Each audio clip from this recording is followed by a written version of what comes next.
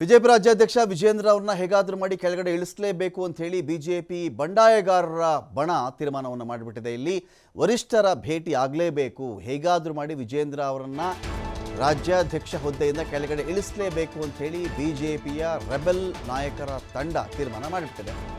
ವರಿಷ್ಠರನ್ನ ಭೇಟಿ ಮಾಡೋಣ, ಅವ್ರ ಮುಂದೆ ಹೇಳೋಣ, ನಾವು ಇವರು ಚೇಂಜ್ ಆಗಲಿ, ಬೇರೊಬ್ಬ ಅಧ್ಯಕ್ಷ ಬರಲಿ, ಎಲ್ಲವನ್ನು ಕೂಡ ತೀರ್ಮಾನ ಮಾಡಿದ್ದಾರೆ. ಅವರು ಫೆಬ್ರವರಿ 3ನೇ ತಾರೀಕಿನಂದು ದೆಹಲಿಗೆ ಹೋಗಿ ದೂರು ಕೊಡಬೇಕು ಅಂತ ತೀರ್ಮಾನ ಮಾಡಿದ್ದಾರೆ.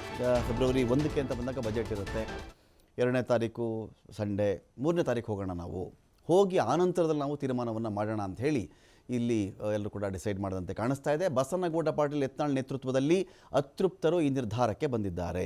ಈ ಸೋಮವಾರವೇ ಎಲ್ಲ ಗೊಂದಲಗಳಿಗೆ ಹಾಗಾದರೆ ತೆರೆ ಬಿದ್ದು ಬಿಡುತ್ತಾ?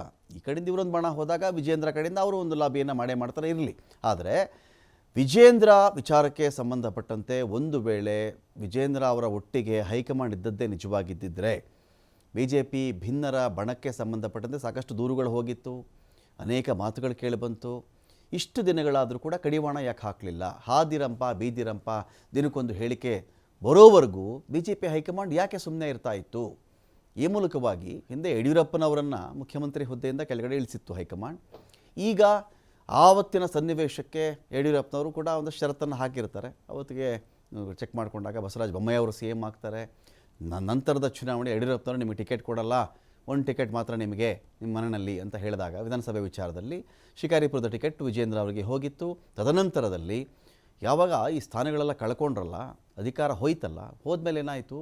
ಇಲ್ಲ ಯಡಿಯೂರಪ್ಪ ಅವರ ಮನೆಯ ಕುಡಿಗೆನೇ ಅಧ್ಯಕ್ಷ ಪಟ್ಟ ಕೊಟ್ಟರೆ ಲಿಂಗಾಯತ್ ಸಮುದಾಯ ನಮ್ಮೊಟ್ಟಿಗೆ ನಿಲ್ತಾರೆ ಇಂಥದಿನ ಅದೊಂದು ಲೆಕ್ಕಾಚಾರ ಅವ್ರದ್ದು ಇಟ್ಕೊಂಡಿದ್ರು, ಮಾಡಿದ್ರು. ಅದೆಲ್ಲ ಕಳೀತಲ್ಲ. ಅದರ ಬಲವೋ, ಅದರ ಶಕ್ತಿಯೋ, ಅದರ ಕಾಲಘಟ್ಟವೋ, ಅದರ ತೀವ್ರತೆಯೋ ಇಳಿತಾ ಬಂತಲ್ಲ. ಇಳಿತಾ ಬಂದಾಗ ಈ ವಿಜೇಂದ್ರ ಬಿಟ್ಬಿಟ್ಟು ಬೇರೆಯವ್ರನ್ನ ಚೇಂಜ್ ಮಾಡೋಣವಾ? ರಾಜಕೀಯ ಲೆಕ್ಕಾಚಾರ ಇರಬಹುದು. ಆ ಚೇಂಜ್ ಮಾಡಲಿಕ್ಕೆ ಒಂದು ಕಾರಣ ಬೇಕಾಗತ್ತಲ್ಲ ರಾಜಕೀಯವಾಗಿ. ಸುಮ್ಮನೆ ಇಳಿದ್ಬಿಡಪ್ಪ ಅಂದರೆ ಆಗಲ್ಲ.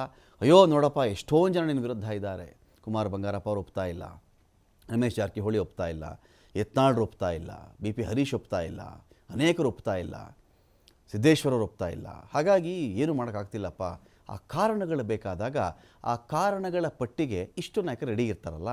ಹಾಗಾಗಿ ಒಂದು ವೇಳೆ ಬಿ ಜೆ ಪಿ ಹೈಕಮಾಂಡ್ಗೆ ವಿಜೇಂದ್ರ ಅವರು ಬೇಡ ಎನಿಸಿದ್ದಾರೆ, ನೀವು ಬೇಡ ಅಂತ ಹೇಳುವ ಬದಲಾಗಿ ಇಂಥ ದೊಡ್ಡ ಬಂಡಾಯದ ನಮ್ಮ ವಿರುದ್ಧವಾಗಿ ನೋಡಿ, ಸದ್ಯಕ್ಕೆ ಬೇಡ, ನೀವು ಬೇರೆಯವ್ರನ್ನ ಮಾಡೋಣ ಅಂತ ಕನ್ವಿನ್ಸ್ ಮಾಡೋ ಪ್ರಯತ್ನವನ್ನು ಕೂಡ ಮಾಡಬಹುದಾಗುತ್ತಾ ಅಂತ. ಭಿನ್ನರ ಬಳಗದ ರಾಜ್ಯಾಧ್ಯಕ್ಷ ಅಭ್ಯರ್ಥಿ ಯಾರು ಗೊತ್ತಿಲ್ಲ. ರಾಜ್ಯಾಧ್ಯಕ್ಷ ವಿಜೇಂದ್ರ ವಿರುದ್ಧವಾಗಿ ಚಾರ್ಜ್ ಶೀಟ್ ರೆಡಿ ಮಾಡಿದ್ದಾರೆ ಭಿನ್ನರು, ಆರೋಪ ಪಟ್ಟಿಯನ್ನು ರೆಡಿ ಮಾಡಿದ್ದಾರೆ. ಇವರು ಕಿರಿಯ ನಾಯಕರ ಜೊತೆಗೆ ಹಿರಿಯರ ಮುನಿಸಿನ ಕುರಿತಂತೆಯೂ ಕೂಡ ದೂರನ್ನು ಕೊಡುವವರಿದ್ದಾರೆ. ದೂರುಗಳ ಸರಮಾಲೆ ಸಮೇತವಾಗಿ ಸೋಮವಾರ ಈ ಭಿನ್ನರ ಬಣ ದೆಹಲಿಗೆ ಹೋಗ್ತಾ ಇದೆ. 23 ಜಿಲ್ಲೆಗಳಿಗೆ ತಮ್ಮ ಹಿಂಬಾಲಕರನ್ನು ಅಧ್ಯಕ್ಷರನ್ನಾಗಿ ಮಾಡಿಬಿಟ್ಟಿದ್ದಾರೆ. 23 ಜಿಲ್ಲೆ. ಇವ್ರಿಗೆ ಯಾರು ಜಿ ಹುಜೂರ್ ಅಂತಾರೋ, ಸ್ವಾಮಿ ಅಂತಾರೋ, ಬುದ್ಧಿ ಅಂತಾರೋ, SR ಅಂತಾರೋ ಹೇಳಿದ್ದಕ್ಕೆಲ್ಲ ಅಂಥವ್ರನ್ನ ಕರ್ಕೊಂಡು ಬಂದು ಅಧ್ಯಕ್ಷರನ್ನಾಗಿ ಮಾಡಿಬಿಟ್ಟಿದ್ದಾರೆ ಇವರು. ಬಿಜೆಪಿ ರಾಜ್ಯಾಧ್ಯಕ್ಷ ವಿಜೇಂದ್ರ ಕುತಂತ್ರ ಮಾಡಿದ್ದಾರೆ. ಇಲ್ಲಿ ರಾಜ್ಯಾಧ್ಯಕ್ಷರು ಏಕಪಕ್ಷೀಯ ನಿಲುವನ್ನು ತಾಳಿದ್ದಾರೆ ಅಂಥೇಳಿ ಬಣ ರೊಚ್ಚಿಗೆದ್ದಿದೆ. ಇಲ್ಲಿ ಈ ಟೈಮಲ್ಲಿ ವಿಜೇಂದ್ರ ಯಾಕೆ ಮಾಡೋಕ್ಕೆ ಹೋದ್ರೋ ಗೊತ್ತಿಲ್ಲ.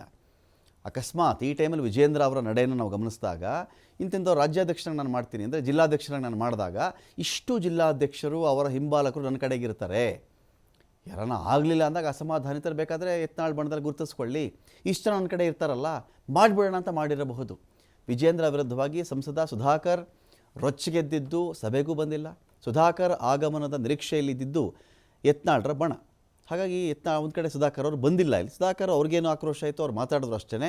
ಆದರೆ ಈ ಬಣದೊಂದಿಗೆ ಪೂರ್ತಿಯಾಗಿ ಗುರುತಿಸ್ಕೊಂಡಿದ್ದಾರಾ ಇಲ್ವಾ ಗೊತ್ತಿಲ್ಲ.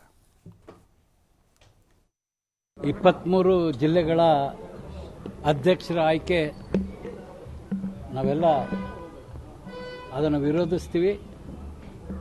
ಮಾನ್ಯ ರಾಜ್ಯಾಧ್ಯಕ್ಷ ವಿಜೇಂದ್ರ ಅವರು ತನ್ನ ಹಿಂಬಾಲಕರನ್ನು ಮಾತ್ರ ಜಿಲ್ಲಾಧ್ಯಕ್ಷರನ್ನಾಗಿ ಮಾಡಿ ರಾಜ್ಯಾಧ್ಯಕ್ಷ ಆಗಬೇಕು ಅಂತಕ್ಕಂಥ ಒಂದು ಕುತಂತ್ರವನ್ನು ಅವರು ಮಾಡಿದ್ದಾರೆ.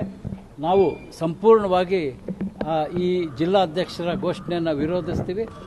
ಅದರ ಜೊತೆ ಇನ್ನೆರಡು ದಿನಗಳಲ್ಲಿ ನಾವೆಲ್ಲ ದೆಹಲಿಗೆ ಹೋಗಿ ದೆಹಲಿಯಲ್ಲಿ ನಮ್ಮ ಜೊತೆ 23 ಜಿಲ್ಲೆಯಲ್ಲೂ ಕೂಡ ಅಪಸ್ವರ ಎದ್ದಿರ್ತಕ್ಕಂಥದ್ದು